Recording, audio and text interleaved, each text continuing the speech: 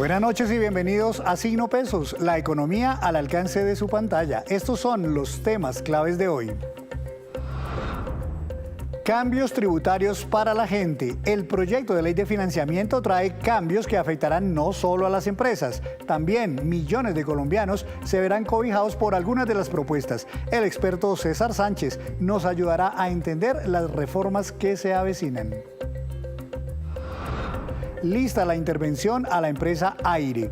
Mañana mismo será la toma de posesión de la empresa distribuidora de electricidad en la costa atlántica. El superintendente de Servicios Públicos explicó las causas y consecuencias de esta decisión. Exitosa jornada de negocios con Estados Unidos. Al amparo de la Cámara de Comercio Colomboamericana, se reunieron 100 empresarios de Estados Unidos con 200 exportadores colombianos. Les contaremos los resultados.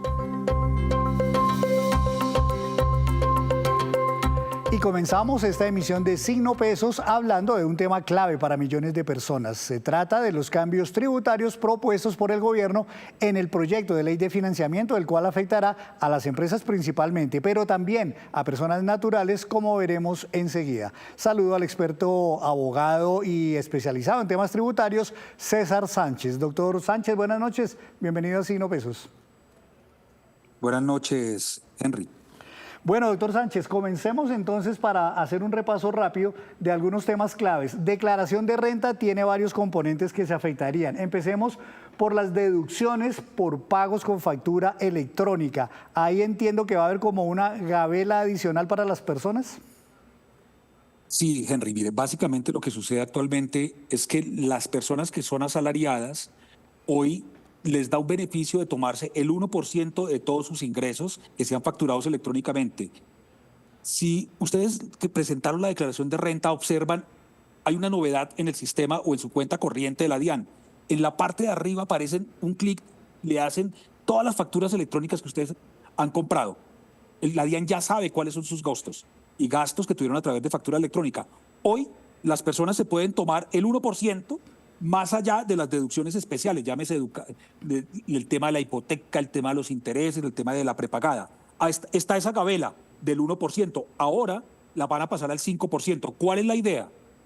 Que los contribuyentes se tomen ese beneficio y exijan su factura electrónica para que todo el sistema económico entre en sistema y empiece a facturar, y las personas además empujen ese beneficio, exigiendo su factura electrónica. Entonces, del 1% al 5%, más allá de las deducciones especiales que todos tenemos, que son educación, intereses, prepagada, el tema de la EFC, del fomento de la educación de la construcción, el tema de los dependientes. El segundo tema es que va a haber unos ajustes a la tabla, digámoslo así, o al mecanismo para la retención o los descuentos por retención en la fuente. De acuerdo con lo que usted ha analizado, ¿esto será positivo o negativo para los trabajadores colombianos que son sujetos de retención en la fuente? En principio, no es tan positivo para los trabajadores, pero esto básicamente se aplica para las personas que tienen mayores ingresos. Actualmente hay dos sistemas de retención en la fuente. El primer sistema de retención en la fuente, que es el que va a permanecer, es mucho más ajustado. El sistema de retención en la fuente que desaparece es un promedio de los últimos 6 meses y se aplica semestralmente y tiene que ver con el año inmediatamente anterior. Y eso significaba que le daba mayor flujo de caja a las personas que tenían mayores ingresos. Hoy, lo que va a terminar pasando, si esa reforma es aprobada, es que ese sistema 2 se acaba. Entonces se le ajustan las retenciones en la fuente a las personas y le van a retener mayor dinero. Puede ser positivo o puede ser negativo. Negativo, le quita flujo de caja mensualmente. Ya no vas a recibir todo el dineral que tenías antes, sino te van a aplicar una retención en la fuente mucho más alta. ¿Qué es lo positivo? Que cuando vayas a declarar renta el siguiente año, pues ya tienes un ahorro mayor. Efectivamente sí favorece al gobierno porque va a tener mayores ingresos y mayor caja a partir de las retenciones en la fuente. Muy bien, y hay un tercer tema, doctor Sánchez, que es el tema de los dependientes, las deducciones que uno puede hacer por dependientes. ¿Qué es esto de la duplicidad que ahora se va a tener que acabar con esta ley de financiamiento? Ok, actualmente el estatuto tributario o la ley nos da la posibilidad de tener 4 dependientes y eso se mantiene. ¿Qué es lo que pasa?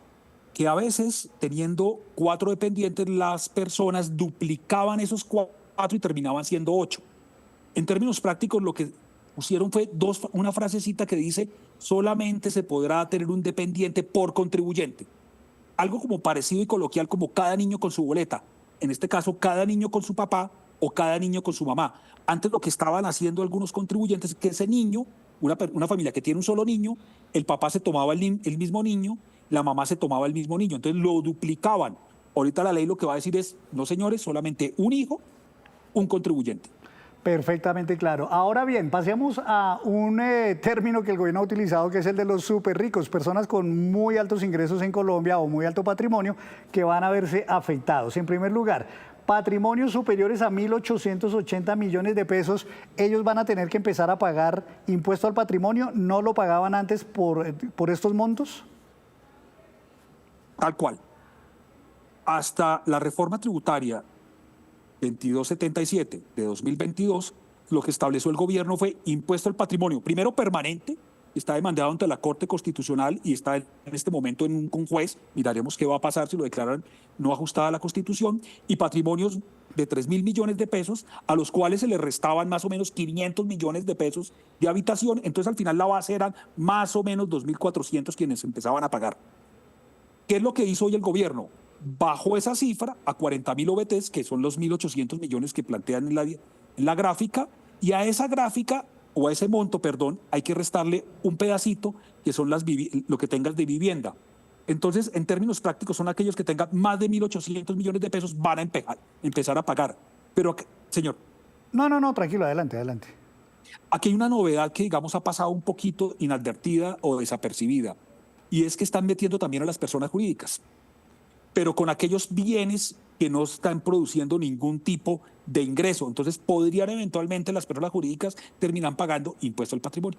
Ok, y la otra afectación para esas personas con mayores ingresos o patrimonio es que, dice el ministro, quienes ganen mensualmente 120 millones de pesos o más van a tener que pagar más tasa de renta. ¿Cuánto tienen hoy y a cuánto les sube? Ok, hoy actualmente para aquellos que tienen mayores ingresos, son 112 millones de pesos mensuales, tiene una tarifa del 39%. ¿Qué incluyeron? Cambiaron o agregaron un nuevo renglón en la tabla de la tarifa de renta de las personas naturales y ahora pasa al tope de 41%. Es decir, que las personas que tengan ingresos por rentas ordinarias tendrán que pagar un 41% de impuestos sobre la renta, que son esos 120 millones que tienes en el gráfico. Ok, doctor Sánchez, entonces ahora pasemos a otros temas que los podríamos ver un poquito más rápido. Las ganancias ocasionales, que veo que están divididas como en dos temas, porque hay dos tarifas. El primero es para lo que tiene que ver propiamente con lo que se denomina ganancias ocasionales. Entiendo yo que es, por ejemplo, por vivienda o, por ejemplo, por herencias. ¿Ahí hay un cambio entonces en la tarifa de impuesto que se va a pagar? Tal cual, pasamos del 15 al 20%. Entonces, podemos tenerlo dividido en esos dos grupos que los tienes en la gráfica. El primer grupo son los activos poseídos por más de 2 años. Me explico. Yo tengo una casa, un bien inmueble, o tengo unas acciones que están poseídas por más de 2 años. Si las vendo y me gano un dinero, ya no pago el 15%, sino pago el 20%. Si recibo una herencia, ya no pago el 15%, sino pago el 20%. Ahora, el otro grupo son los temas de las apuestas. Las apuestas hoy están el 20%, pasan el 25%. Y en este tema de las apuestas es importante tener que lo amarraron o lo vincularon al tema del IVA. Antes no estaban grabadas, ahora terminan siendo grabadas las apuestas también con IVA al 19%. Entonces va muy fuerte a todo el tema de las apuestas. Ya vamos entonces a ver eso de las apuestas, porque aquí entonces estrictamente es que si yo me gano una rifa o me gano una lotería o me gano el chance, ahí entonces me va a tocar ya no pagar el 20, sino el 25%. ¿Es así? Tal cual. Muy bien, doctor Sánchez, hablemos entonces, y ahí viene el otro tema, el de cambios de IVA. Hablemos entonces de las apuestas en línea primero. Aquí entonces, apuestas en línea, ¿cuál es la diferencia que había y lo que el gobierno dice que quiere subsanar entre las apuestas que yo hacía físicamente, es decir, yo voy a un casino y hago una apuesta, o a una carrera de caballos y hago una apuesta física, y si lo hago, pero ahora a través de una plataforma en línea? Eso tiene, digamos, como un antecedente del gobierno de Iván Duque. hubo un momento en el cual que hasta el 2021-2022 las apuestas en línea estaban totalmente excluidas del IVA. Posteriormente se mantuvo ese beneficio y cualquier apuesta que se hacían de esas de las apuestas de partidos de fútbol y competencias deportivas no pagaban IVA. Hoy, con la reforma tributaria, se modificó un artículo donde se eliminaron unos incisos y al eliminar esos incisos que daban un tratamiento especial, básicamente pasó a la regla general y terminaron grabadas al 19%.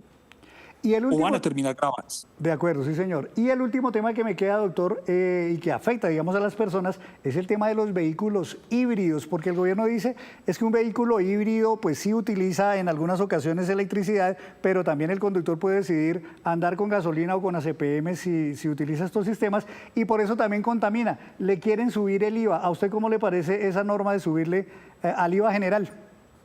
Pues mire, el tema es que hay dos tipos de modelos de vehículos y uno que son el híbrido, en el cual hay un ahorro brutal.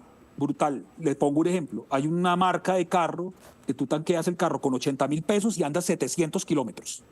Es decir, que por galón te hace casi 100 kilómetros. Si ese carro no fuera híbrido, haría por galón 45 kilómetros. Entonces son un tema que funciona 100% híbrido. En algún momento, si vas a determinada velocidad, funciona solamente eléctrico y se va autocargando. Hay otro modelo de carro, que es como una suerte de modelo asistido eléctrico, que lo que hace básicamente es que tiene un pequeño motor que da un caballaje pequeñito. Pero al final de cuentas, la intención del gobierno no es un fin extrafiscal. Aquí lo que el gobierno quiere es recaudar, porque estamos pasando de un 5 a un 19% y estamos subiendo un 14%. Y las ventas de híbridos en Colombia, por el costo de los combustibles, por el tema de los beneficios de pico y placa, están generando un gran mercado frente a los carros de combustión. Entonces, digamos que, pues respetuosamente con el gobierno, que en realidad creo que lo que están buscando es básicamente un recaudo, porque creo que los vehículos híbridos sí tenían un fin extrafiscal y es básicamente el tema de disminuir el consumo de combustible. Pues bueno, doctor Sánchez, muchas gracias. Ahí vemos entonces que aun cuando esta ley de financiamiento o reforma tributaria, como algunos también la quieren llamar, no afecta solamente a empresas, también miren ustedes a personas naturales. Gracias, doctor Sánchez, por estar en Signo Pesos. Henry, mil gracias por podernos dar la oportunidad de acompañarlos. A usted, señor, muchas gracias. Y un tema que va de la mano con esto de la ley de financiamiento es precisamente el del presupuesto general de la Nación 2025, porque la ley de financiamiento o reforma tributaria lo que busca justamente es completar esos recursos que le faltan al gobierno para el presupuesto del próximo año. Pero esta tarde se enredó el panorama en el Congreso de ese proyecto de presupuesto porque no se aprobó el monto propuesto por el gobierno de 523 billones de pesos, pero tampoco ningún otro monto. Así que hay diferentes interpretaciones entre el gobierno y los congresistas sobre lo que podría pasar de ahora en adelante con el presupuesto general del próximo año. Hacemos así una breve pausa, pero ya viene Víctor Grosso con un tema muy importante, el índice de confianza de los consumidores. Ya nos vemos.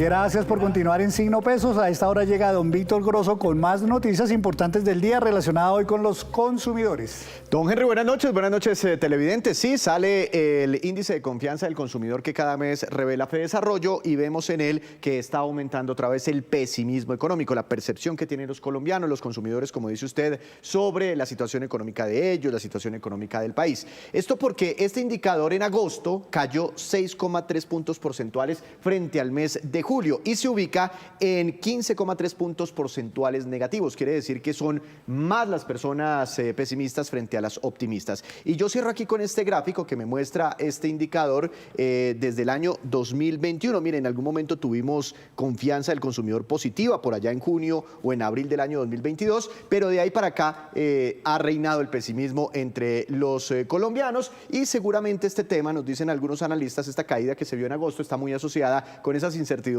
relacionadas con las reformas que empiezan a tramitarse por el Congreso de la República. Preocupante tema, don Víctor, y yo creo que ese pesimismo debe estar aumentando ahora mucho más en la costa atlántica, porque es que allí les acaban de dar una mala noticia, y es que el superintendente de Servicios Públicos anunció que mañana iniciará la intervención a la empresa de energía Aire. Para expertos del sector energético, esta situación es el resultado de los problemas estructurales y financieros de las empresas que prestan el servicio de energía. El superintendente Dagoberto Quiroga aseguró que con la intervención a la empresa Aire se garantizará la prestación del servicio a los usuarios del Caribe colombiano. Inicialmente la intervención del gobierno podría ser por un año. El Estado tendrá que seguir implementando medidas y a través de Aire pues vamos a estudiar qué posibilidades hay de que desde el punto de vista para la región en las cuales los departamentos donde Aire presta el servicio pues se pueda también tomar algunas medidas particulares.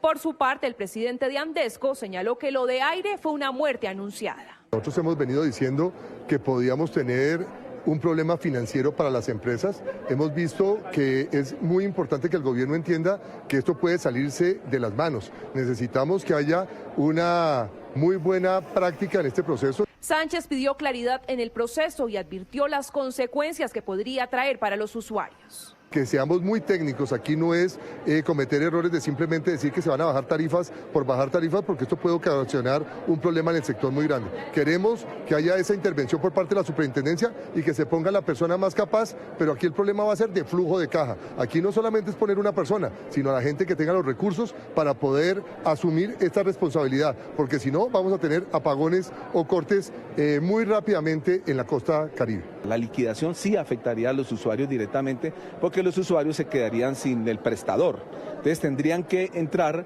a un prestador de inmediato. Para expertos del sector energético se trata de un problema estructural y se requiere tomar acciones para que no pase lo mismo en otras empresas prestadoras del servicio. Y en otras noticias, la Cámara Colomboamericana de Comercio organizó hoy en Bogotá la Rueda de Negocios Colombia-Estados Unidos para impulsar la reactivación económica del país. En el espacio participaron 100 compañías americanas y 200 empresas colombianas de 12 departamentos. En este espacio, cada 20 minutos, compradores de Estados Unidos y exportadores colombianos se sientan en las mesas para hacer negocios. Buenos días, ¿cómo estás? Mucho gusto, Antonio. Una oportunidad para que empresas colombianas puedan expandir su mercado. Tenemos sectores de agricultura, tenemos productos que también están en manufacturas, que están en el tema de cosmético, construcción, en el tema de textiles y confecciones, servicios. Y aquí se está uniendo más de 15 estados de Estados Unidos con 12 departamentos de Colombia para generar negocio. Es un buen ejemplo de cómo vamos avanzando las relaciones comerciales entre los dos países. Yo señalé allí que en la energía podemos ser el socio clave para la transición verde que quiere este gobierno, pero ellos también tienen que hacer su parte para agilizar los mecanismos de esa transición. 200 empresas colombianas de 12 departamentos de sectores como agroindustria, manufactura, sistema de modas y servicios participaron en la rueda de negocios. Nosotros exportamos a Perú, Ecuador, a Chile, a Panamá, a las islas del Caribe, y estar acá en esta rueda de negocios de AmCham sin duda es una oportunidad muy buena para nosotros porque estamos enfocados también en llevar nuestros productos al mercado americano. Conocer la ideología del mercado hacia el que se apunta ayuda a llegar con productos y servicios más precisos hacia el mercado al que se va a llegar. 100 empresas de Estados Unidos de 2 estados interesadas en hacer negocios con empresas colombianas. Estamos buscando más que nada alimentos, alimentos saludables, los healthy snacks, muebles y también los cosméticos, todo lo que sea de piel, de pelo, ¿no? Lo que les guste a las mujeres de Estados Unidos. Durante los primeros 7 meses de 2024, las exportaciones hacia Estados Unidos crecieron un 7,5%. El agronacional fue el sector que más jalonó esas exportaciones. Y antes de despedirnos los dejo con este dato, tal vez usted no lo sabía, pero el DANE tiene en marcha una de las más grandes operaciones censales en la historia del país. Se trata del Censo Económico 2024, que no se hacía desde 1990. Esta vez están visitando calle por calle a cerca de 3.5 millones de empresas, establecimientos comerciales y negocios, incluyendo vendedores informales. En más de 1.100 municipios se mueven 8.000 encuestadores levantando la información de cada negocio para tener un diagnóstico detallado del sector productivo en Colombia. Y así terminamos por hoy. Los esperamos mañana con una nueva emisión y toda la información económica que usted necesita saber. Esto es Signo Pesos, la economía al alcance de su pantalla. Buenas noches.